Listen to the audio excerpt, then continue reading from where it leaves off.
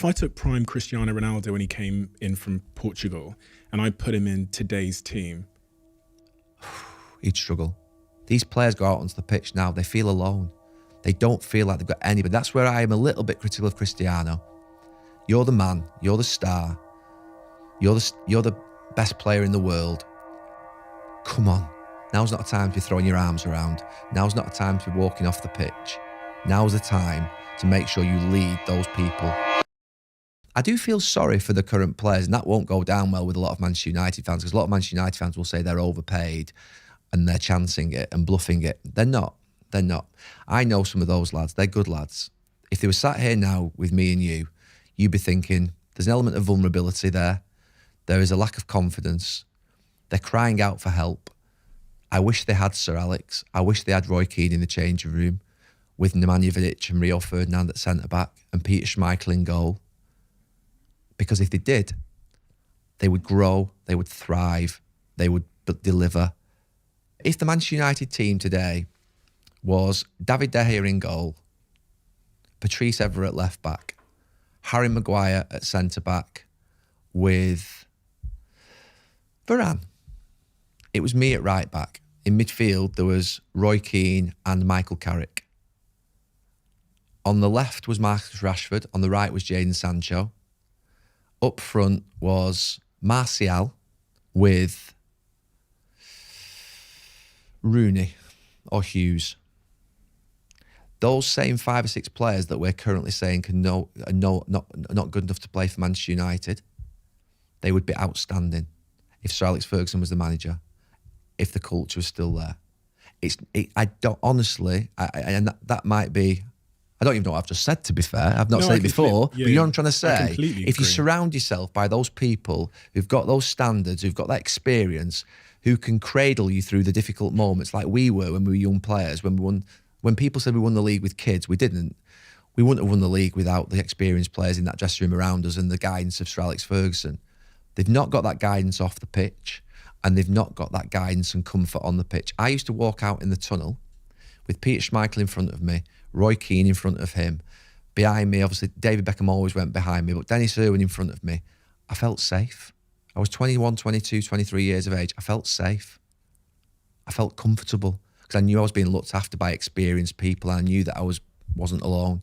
These players go out onto the pitch now, they feel alone. They don't feel like they've got anybody. That's where I am a little bit critical of Cristiano. You're the man, you're the star, you're the best player in the world. Come on. Now's not a time to be throwing your arms around. Now's not a time to be walking off the pitch. Now's the time to make sure you lead those people. But he wants to leave. He wants to go and play somewhere else, and that might happen. And who could blame him? He wants to finish his career at a club that's achieving great things. But I do think he is the only player in that dressing room that could lead them, because he's the only one that's got the inbuilt resilience and mental strength to get through a moment like it. Won't be touching him, this. Other than on a personal frustration level, the fact that he's playing a team that isn't giving him the chances, the goals, the success he wants. But on a point of view of criticism, he won't be touching him. He's played at Real Madrid, he's played at Manchester United, he's won 5-6 Champions Leagues, he's won Ballon d'Or. You can't touch him with the criticism or words. It's impossible. So he can withstand all this pressure and protect those players on the pitch. That's what I think Roy Keane did with us, what Peter Schmeichel did, what Cantona did, what Robson did. They protected us. If I took prime Cristiano Ronaldo when he came in from Portugal and I put him in today's team, he'd struggle. He'd struggle.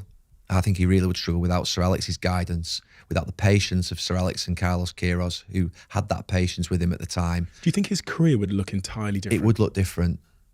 You speak to Paul Gascoigne and ask Paul Gascoigne when he chose Tottenham over Manchester United, and he says that if he'd come to Manchester and worked with Sir Alex, he feels as though his career and his life would have gone down a different path. And that's why I said at the very start of this interview, why am I like I am? I was very fortunate that I wasn't in the centre of London at 22, being led by experienced players who wanted to go to nightclubs or to bars. I was in Manchester with Dennis Irwin and Sir Alex Ferguson and Roy Keane and Mark Hughes and Brian Robson, who, don't get me wrong, they liked a night out, but they knew also that had to come at the right time and they would be responsible and make sure you delivered on the pitch. So I feel blessed and privileged by the influences that I had in my life. We talk about influencers now in a different way, don't we? But actually, we're heavily influenced by the people that we come into contact with. And that's where your luck comes in life, because I can't choose who I come into contact with in life. You know, you walk into a business to take a job, you don't know the other 150 people in the business. There could be some really good people in there that influence you well and make it really comfortable for you, or there could be some bad eggs that mean that you had to have a bad experience and it influences you in a different way. I just got really lucky throughout my career that I arrived at United when they started winning the Premier League. I then obviously had a brilliant manager, I had brilliant senior players, I had good parents. Everything was right in my life to influence me to be what I am today. Without that, I'm not the person I am. I wasn't Gary Neville, resilient, tough, mentally strong, could handle anything, better work ethic than anybody else when I was 10. I wasn't.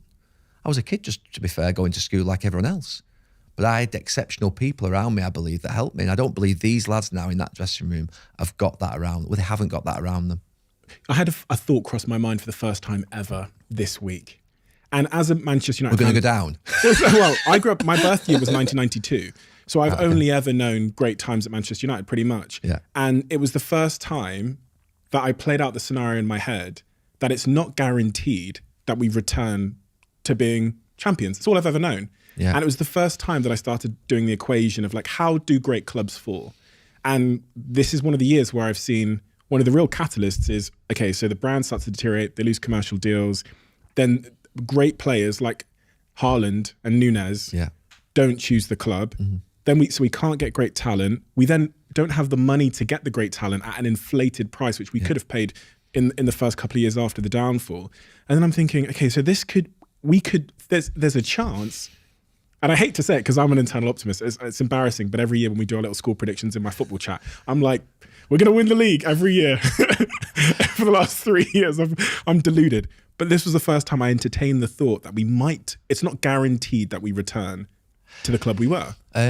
I put us in the top four every year. I did it last week in our predictions. But week. do you know something? I know full well we're not going to finish in the top four, but I have to, just because it's the Manchester United inbuilt thing that you say we're going to finish in the top four. But that's how our expectations have dipped as well, because we used to say we're going to finish top. Yeah.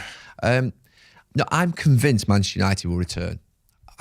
Absolutely convinced. Why? It's not arrogance, this. And it's not because I'm biased. And it's not because I've gone to watch the club since the age of 5.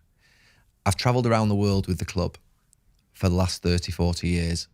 I've seen the extent of the fan base, the emotion that exists within the fan base, the scale of the club. And the foundations are too deep. But those foundations were created because of like generational success. Yeah, but we had the Busby Babes period with Sir Matt Busby. Then we had 30 years, 25 years before Sir Alex brought home a league title. So we've had 25 years before that we've gone through without success. Manchester United is not going away. It's not going. It's too big. It's too big. It's too magical. It's too good. That is not emotion. That is just. I feel very, very strongly about that. There is an element of cycle here that we get in sort of our down period, but we shouldn't accept that, because I'm happy to lose football matches. I'm happy to be 4th in the league, 3rd in the league, 6th in the league, if we're doing the right things. So, have we got Manchester United should always have a world-class stadium. It hasn't. It should always have best-in-class training facility. It should always have best-in-class fan experience. It should always be in for the best players in the Premier League. It should always have young talent coming through, and it should always buy young emerging talent from overseas. It's veered away from all 5 or 6 of its key principles and objectives that it's always ever had. Any business does that, then it's in trouble. You've got owners that, to be fair, are now taking dividends out of the club. They're taking big, large payments in debt out of the club, or interest payments on the debt out of the club. All the money that the club generates, to be fair, is not going back into the club. And it's now come home to roost. If you love the Diary of a CEO brand and you watch this channel, please do me a huge favour. Become part of the 15% of the viewers on this channel that have hit the subscribe button. It helps us tremendously, and the bigger the channel gets, the bigger the guests.